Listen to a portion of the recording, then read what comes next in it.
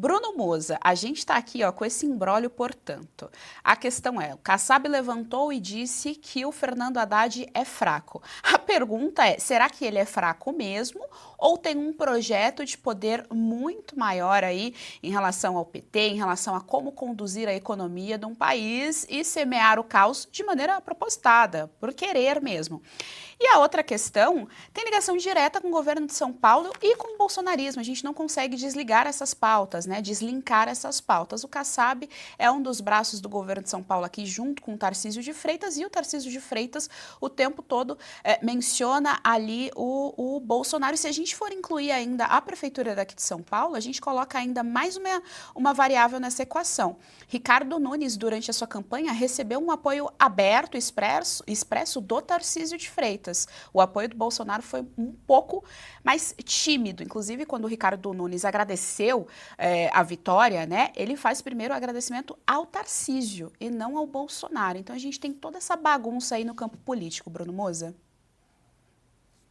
É uma bagunça que, para quem nunca foi político, que é o meu caso, e jamais pretendo ser, talvez às vezes você fica até perdido, achando complicado de compreender. Mas o Brasil sempre foi feito desses grandes acordões. Infelizmente, no Brasil, se você não costura bem a política, as coisas não acontecem ou simplesmente te tiram de cena. A gente vê o que o tal sistema, que muita gente não sabe identificar ou diz não entender o que significa, tirou uma pessoa dentro de uma hospedagem, né, ou de um cárcere para colocá-lo de volta na cadeira que está. Isso significa que sem os acordos necessários, infelizmente, esse país não anda.